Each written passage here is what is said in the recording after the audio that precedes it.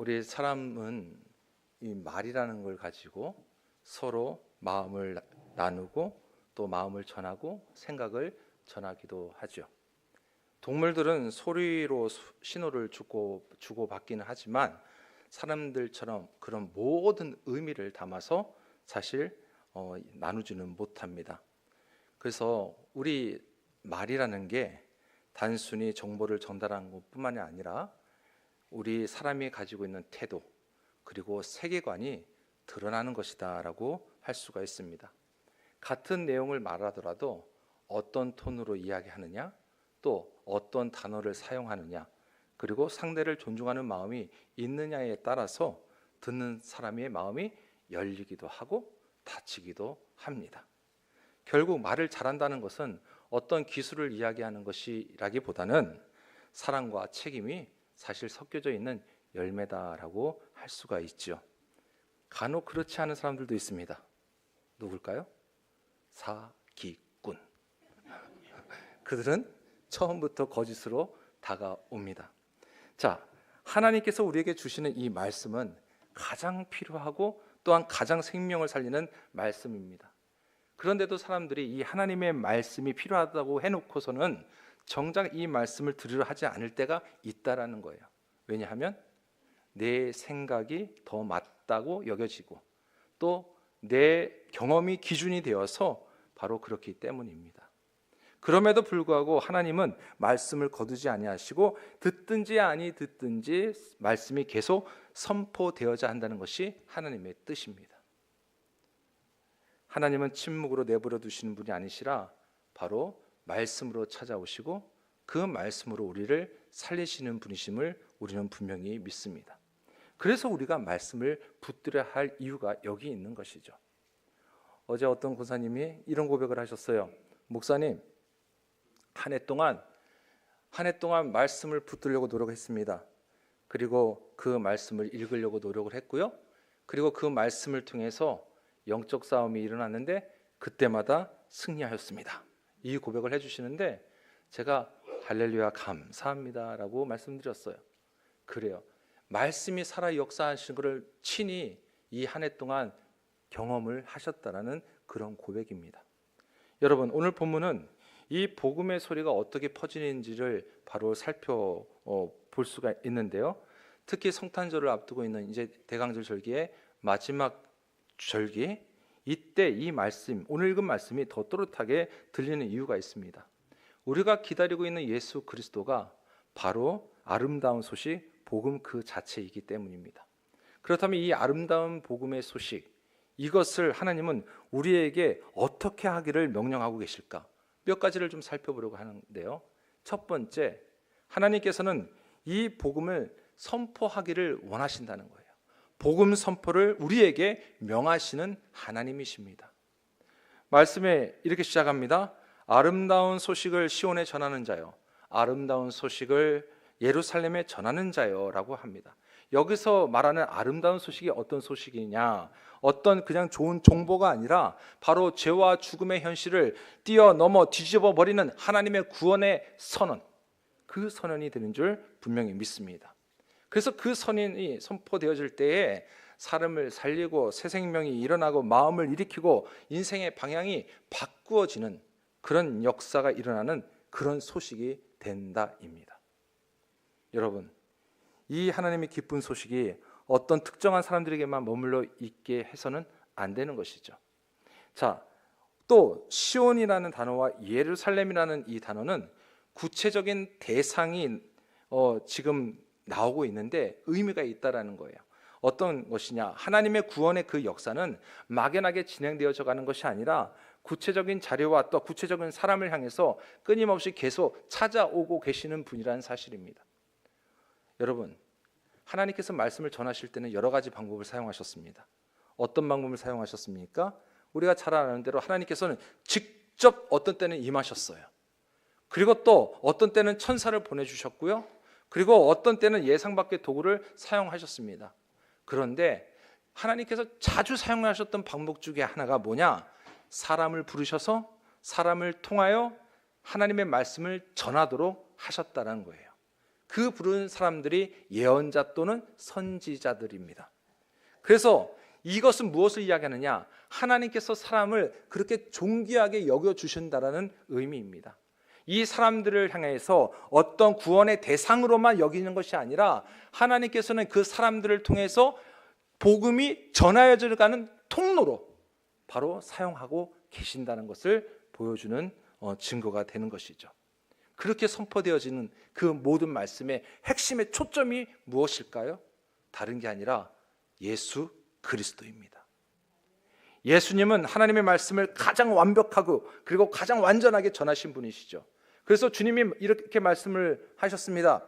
요한복음 14장 24절에 나를 사랑하지 아니하는 자는 내 말을 지키지 아니하나니 너희가 듣는 말은 내 말이 아니요 나를 보내신 아버지의 말씀이니라. 아멘. 그러니까 복음이 무엇입니까? 예수 그리스도 그 자체, 그분에 대한 소식이고요. 또한 하나님이 우리에게 오셨다라는 소식이고요. 죄인을 포기하지 않으시겠다라는 소식이고요. 그리고 십자가의 길을 내어주셨다는 소식이요, 부활로 말미암아 새 생명을 얻게 하셨다는 소식, 그 소식이 복음, 아름다운 기쁨의 소식입니다. 여러분, 이 복음을 붙들고 나가는 저희들에게 축복의 길이 열려 있는 줄 믿으시기 바랍니다. 그래서 교회는요, 우리 성도들은요, 이 복음에 대해서 어떤 선택사항이 아니라 필수사항이요, 반드시 해야 할, 가져야 할, 그리고 또 복음 선포는 바로 교회의 심장이다라고 우리가 여겨야 될 줄 믿습니다. 그렇다면 복음의 심장이라고 여긴다고 한다면 교회 안에서만 복음이 아니라 여러분들의 삶의 일터에서, 여러분들의 가정에서, 또한 여러분들의 맺고 있는 그런 모든 관계 속에서 어떻게 해요? 사람을 통하여 역사하시는 그 하나님, 그 사람이 선택받은 바로 나, 여러분들 고백하고 있는 나 자신임을 고백하면서 나를 통해서 오늘도 그 복음이 전해져야 된다는 사실을 여러분 기억하고 또한 깨닫기를 간절히 소망합니다. 이것이 뭡니까? 이것이 주님이 주신 특권이에요. 자, 근데 이 특권이 어떤 특권이에요? 그냥 특권이 아니라 복음은 앞서 말씀드린 대로 생명을 살리는 복음이라 했어요. 즉 그 특권은 생명을 살리는 특권인 거예요. 여러분, 여러분들에게 그 생명을 살리는 특권이 있음을 믿으십니까? 아멘. 그 특권을 마음껏 사용하시길 바랍니다. 두 번째, 우리 하나님은 용기를 갖고 전하라고 하시는 하나님이세요. 자, 그런데 목사님, 전도가 쉽지 않아요. 그렇죠. 복음을 전하는 일이 언제나 쉬운 일이 아닙니다. 그대로 전하기만 하면 되는데 뭐가 어려우세요? 그게 안 돼요. 현실에서는. 왜요? 왜 안 될까요? 듣는 사람들의 마음이 가지각색이죠. 어떤 사람은 무관심합니다. 어떤 사람은 아예 노골적으로 거부를 하고요. 어떤 사람들은 아예 그 복음 전하는 사람들을 껄껄껄껄 웃으면 비웃기도 하고요. 그렇죠? 좀 더 심하면 어떤 사람들은 핍박까지도 하는 것을 보게 됩니다. 여러분, 그래서 복음 전하는 게 쉽지 않지요. 그런데 복음이 항상 달콤하게만 들리지 않은 이유가 있다는 거예요. 이유가 뭔지 아십니까? 그 복음은요, 분명히 사랑이요 위로의 말씀이기도 하지만 복음이 들어가면 어떤 역사가 일어납니까? 한번 따라해 보십시오. 나는 죄인입니다. 아멘. 복음이 들어가면 나는 죄인입니다라는 고백이 나올 수밖에 없기 때문이에요. 복음은요, 다시 말하면 회개를 불러옵니다. 하나님 앞에서 내 죄가 드러나면 사람들은 불편해지죠. 내 자존감이 아프고 내 스스로 어렵다고 여겼던 그 모든 것들이 한순간에 흔들려지기 때문이에요. 그래서 복음을 전할 때에 성경에도 나오는 복음 전도자들이나 또 옛날 그 선교사님들이 복음을 전할 때에 돌을 맞는 이유가 왜 그럴까요? 그들의 죄성들을 건드렸기 때문인 거예요. 복음이. 바로 이 지점에서 하나님께서 말씀하시는 건 뭐냐? 오늘 기록되어 있는 9절 말씀처럼 9절의 중반에 힘써 소리를 높이라 두려워하지 말라. 아멘. 힘써 소리를 높이라 두려워하지 말라. 어떤 큰 소리로 이기라는 뜻이 아니라 공격적으로 말하는 뜻이 아니라 하나님이 원하시는 건 뭐냐? 진리 앞에서 물러서지 아니하는 그 담대함을 가지고 나아가라는 말씀이십니다. 사람의 눈치 보지 말고 인정받기 위해 박수 받기 위해서 하려고 하지 말고 하나님이 기쁘시게 하는 그 담대함을 가지고 나아가라고 우리에게 말씀하시는 거예요. 여러분, 그래서 복음 전할 때요, 용기가 필요한 거예요. 그 용기가 어떤 용기입니까? 세상에 주는 그런 용기가 아니라 성령께서 만지시고 이끄시는 신앙적인 용기라는 거예요. 여러분, 아이고 그 용기도요, 성격 좋은 사람이 가능하고요, 환경도 좋아야지 가능하죠? 아니요. 성격과 아무 상관이 없어요. 환경과 아무 상관이 없어요. 용기는, 신앙적 용기는 하나님이 누구신가, 예수님이 누구신가, 이거를 분명하게 깨닫게 되면 우리 모두에게는 그 신앙적 용기가 불러 일어날 줄 믿습니다. 그래서 복음 전도는요, 내 편을 만들고 내 편으로 끌어들이는 것이 아니라 복음 전도는, 복음 전파는 하나님께로 시선을 돌리게 하는 일이에요. 그리고 내가 빛나는 것이 아니라 하나님께서 복음 전파를 통해서 하나님이 높임 받으시는 일이에요. 우리가 그것을 깨닫게 된다면 여러분, 복음 전파, 복음 전도 사역 우리는 어렵게 여기지 않을 것입니다.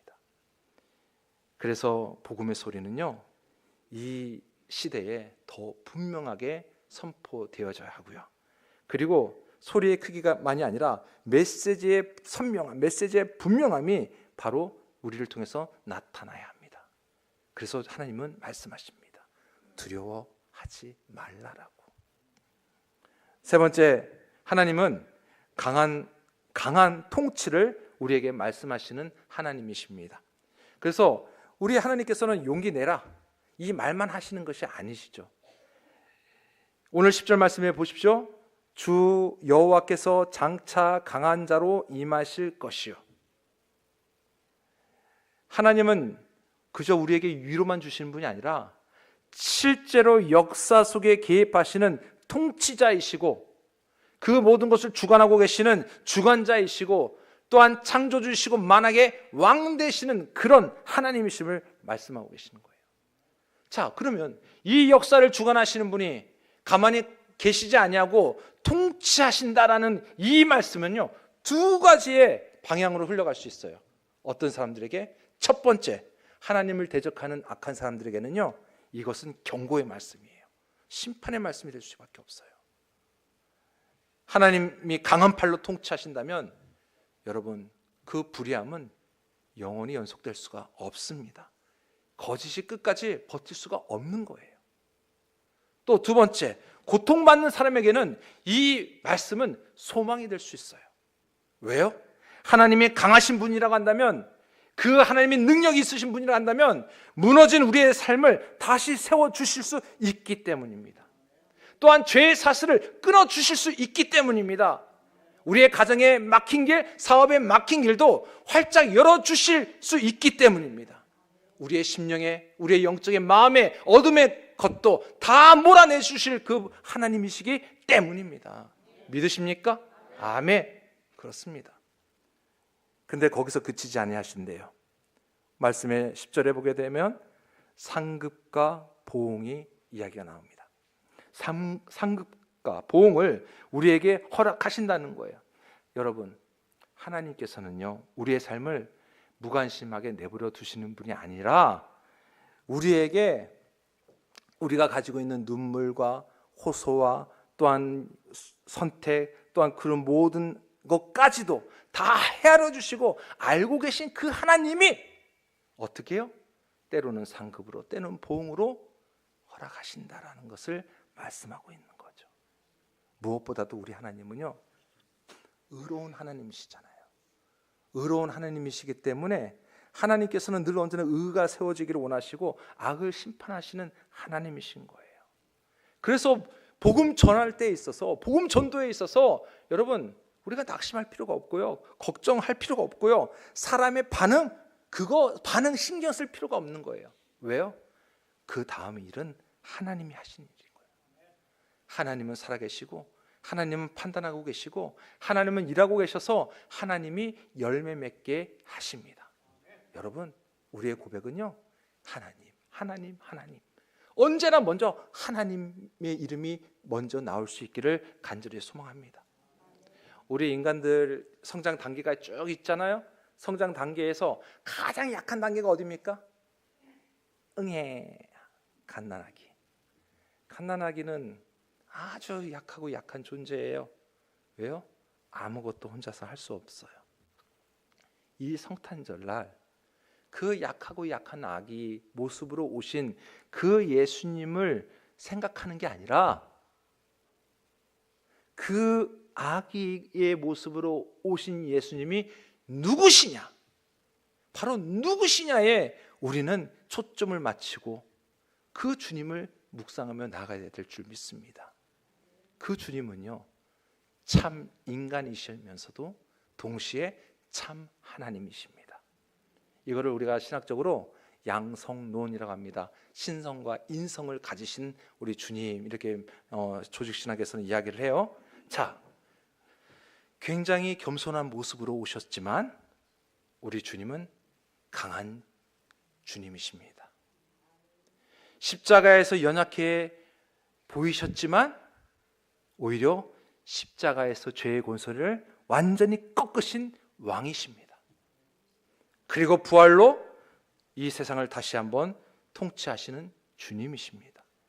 여러분, 바로 그렇게 우리는 그 강한 통치 아래, 그 강한 통치 아래 있는 주님의 자녀들이라는 거예요. 그러니 여러분, 세상 속에서 비바람이 치고 흔들려도 우리가 결코 무너지지 않는 이유가 바로 여기에 있다는 겁니다. 강한 통치하고 계신 하나님의 그 손 아래에 제가 있습니다. 네 번째, 우리 하나님은요, 위로와 긍휼로 또 품으시는 하나님이시라는 거예요. 사람은요, 나보다 강한 존재를 만나면 어때요? 두려워하죠. 나보다 힘이 센 사람을 만나면 무서워하는 게 맞습니다. 왜요? 강하다는 것은 때로는 차갑고 또 무정한 모습이 보이기 때문입니다. 그런데 오늘 이 반전, 지금 앞서 이야기했던 그 하나님은 강한 통치, 강한 능력, 그거를 말씀하시는 우리 하나님이라고 한다면 사실 약간의 반전이 일어나고 있어요. 그 반전의 말씀이 뭐냐면 바로 11절 말씀이에요. 목자같이 양떼를 먹이시며 어린 양을 그 팔로 모아 품에 안으시며 젖먹이는 암컷들을 온순히 인도하시리로다. 아멘. 오늘 읽은 본문에는 하나님의 강함의 모습도 있고 또 부드러움의 모습도 있다는 겁니다. 통치하시면서 동시에 돌보시는 하나님이심을 말씀하고 있습니다. 바로 이게 하나님의 위대하심이에요. 특별히 하나님은 더 연약한 자들을 돌보시는 줄 믿습니다. 그래서 어린 양을 팔로 모아 품으신다는 것은 저기 멀리서 보고 계시는 것만이 아니라 친히 가까이 오셔서 안아주신다는 뜻이에요. 그리고 또 젖먹이는 암양을 온순히 인도하신다는 이 표현은 약한 자의 그 걸음 속도에 맞춰서 하나님께서 함께 걸어가고 계시다는 의미예요. 함께 걸어가면서 가야 될 방향을 이끄시는 하나님. 여러분, 성탄을 이제 기다리면서 성탄을 통한 그 위로함이 다시 한번 깨달아지는 부분인데요. 우리 하나님께서는 하늘 저 높은 곳에서만 보고만 계신 분이 아니고 저 높은 곳에서 지시하시는 분이 아니라 어때요? 우리 가운데로 들어오신 하나님이세요. 우리 삶 속으로 친히 오신 하나님이세요. 여러분, 올 한 해 어떠셨습니까? 지금도 사실 현재 지금 이 시점에서도 어쩌면 아직까지도 풀리지 아니하는 문제가 있고 내 삶의 문제, 내 직장의 문제, 여러 가지의 또한 어려움 때문에 내 육체적인 건강의 아픔으로 속상해하고 걱정하고 근심하고 눈물 흘리고,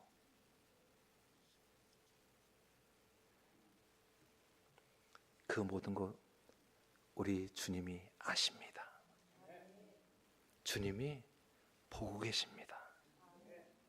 그리고 주님께서는 죄인들을 정죄하러 오신 것이 아니라 구원하러 오신 분이신가요? 상한 갈대를 꺾지 아니하시고 꺼져가는 그 등불을 끄지 않으시는 분이 바로 우리 하나님이세요. 여러분, 그래서 정말 지쳤습니다, 정말 힘이 듭니다, 정말 괴롭습니다 라고 하는 성도가 계십니까? 하나님께로 다시 돌아갈 수 있는 거예요. 왜요? 안아주신대잖아요. 그리고 또 나는 실패했어. 아니요, 하나님이 품으시고 안아주시니 다시 시작할 수 있습니다. 그리고요, 내 믿음 언제 성장할지, 올 한 해 달려왔는데 얼마나 성장했을까? 여러분, 넘어졌던 믿음 다시 일어날 수 있습니다. 왜요? 하나님이 붙드시기 때문이에요. 사랑하는 성도 여러분, 그러면 우리가 해야 할 일이 있는 거예요. 어떤 일을 해야 될까? 오늘 말씀을 돌아보면서 우리가 해야 할 몇 가지가 있는데, 그 첫 번째가 복음을 먼저 나도 다시 한번 제대로 듣겠습니다라는 거예요. 복음을 듣는 그 자리에 여러분들이 온전히 서시기를 바랍니다. 여러분, 말씀을 안다는 것과 말씀을 듣는다는 것은 완전히 다른 거예요. 설교 말씀을 들을 때, 우리 신성교회는 그런 분들이 없어요. 근데 설교 말씀 들을 때 설교 시간이 어떤 평가하는 시간이 돼버려요. 아니요, 말씀을 들음으로 그 말씀이 나의 자신을 변화시키는 자리가 되어지기를 소망합니다. 말씀을 들을 때 그 말씀을 통해서 내 삶의 형편에 내 편을 들어주는 도구가 아니라 오히려 그 말씀을 통해서 내가 하나님 편으로 다시 돌아가겠습니다라는 그런 고백이 우리들의 고백이 되기를 간절히 소망합니다. 그래서 여러분, 모든 예배의 요소, 예배의 자리, 예배 찬양을 통해서, 설교를 통해서, 기도를 통해서, 함께 이 예배드린 예배의 이 자리를 통해서 우리가 고백할 게 무엇입니까? 주님, 말씀하옵소서, 주의 종이 듣겠나이다. 그 고백이 저와 여러분들의 진실한 고백이요, 그 고백을 통해서 회복의 역사가 다시 한번 일어나기를 주의 이름으로 축원합니다. 또한 우리는요, 복음을 말하는 사람으로 온전히 서야 될 줄 압니다. 전도 특별한 사람만 하는 게 아니에요. 전도 신성교회 전도팀만 전도하는 게 아니에요. 전도는요, 하나님의 말씀으로 내 삶이 변화되었다라고 고백하는 사람들은 모두가 할 수 있는 게 전도입니다. 그리고 전도할 때 제일 중요한 게 말의 선포예요. 그렇죠? 그 우리의 말을 통해서 누가 전해지는 거예요? 아이고, 나 좀 봐, 내가 해봤더니 내가 이렇게 변했잖아. 여기까지는 나요. 그런데 나를 변화시킨 분이 누군지 알아? 여기 이제 나가야 돼요. 내 삶을 변화시킨 분이 누군지 알아? 내가 이렇게 지금 고백하고 하도록 인도하신 분이 누군지 알아? 바로 우리 예수님이야. 여러분, 그러한 고백을 할 때에 하나님의 능력이 나타나는 줄 믿습니다. 또한 무엇보다도 세 번째, 두려움을 핑계로 침묵하지 마십시오. 복음 전하는 거 두렵습니다. 어렵습니다. 그래서 여러분 침묵하시겠습니까? 여러분들이 침묵하는 동안에 혹 여러분들의 지인들, 여러분들이 알고 있는 사람들, 아직 주님을 알지 못하는 사람들은 오히려 세상의 소리에 더 빠져서 살아갈 수밖에 없고 죄의 길에 설 수밖에 없습니다. 어쩌면 하나님 앞에서의 침묵은 우리가 돌아봐야 할 모습인 거예요. 복음은 부끄러운 소식이 아닙니다. 숨길 소식도 아닙니다. 생명을, 사람을 살리는 소식이기 때문에 여러분들이 담대하게 두려움을 이겨내고 선포하시기를 주의 이름으로 축원합니다. 또한 마지막으로 하나님이 목자이시라는 사실을 절대 잊지 마십시오. 목자 되신다는 거예요. 오늘 말씀에도 강함의 모습이 있었어요. 그렇지만 부드러움의 모습도 보였어요. 우리의 삶을, 우리의 모든 모습을 아시고 품으시고 지키시고 먹이시고 인도하시는 분이 누구시냐? 우리 하나님이시라는 거예요. 그래서 여러분, 주님, 오늘도 지친 마음으로 이 예배 자리에 나왔습니다. 그렇게 고백하신 분도 계시잖아요. 근데 그 지친 마음이 이 예배를 통해서 주님을 만남으로, 성령이 만져주심으로 나아가실 때는 모든 것이 깨끗하게 회복되어 주시기를 주의 이름으로 축원합니다. 그리고 또한 발걸음을 문 밖으로 나갈 때, 그래! 하나님이 나와 함께 하시는구나. 아멘. 이 믿음의 고백으로 선포하며 다시 세상 속으로 나아가시기를 주의 이름으로 축원합니다. 여러분, 말씀을 정리하겠습니다. 이 복음의 소리 온전히 울려 퍼져야 합니다. 하나님의 명령이기 때문이죠. 이 복음의 소리 여러분 담대하게 외치시길 바랍니다. 이 복음의 소리 흔들림이 없습니다. 이 복음의 소리 늘 언제나 따뜻함이 있습니다. 왜요? 그렇게 말씀하신 주님이기 때문이에요. 오늘 우리 말씀을 돌아보면서 너희 하나님을 바라보라. 9절 마지막 절에 너희의 하나님을 보라. 여러분, 내가 먼저 하나님을 바라보고 다시 한번 하나님 앞에 온전히 설 수 있기를 주의 이름으로 축원합니다. 또한 그 말씀을 의지해서 세상 속에 나아가 이 울림의 소리, 바로 이 복음을 온전히 전하는 여러분들이 되시기를 주의 이름으로 축원합니다. 여러분, 삶 속에서, 일터에서, 또한 관계 속에서 이 복음의 소리를 들려 주십시오. 기적이 일어납니다. 기도하겠습니다.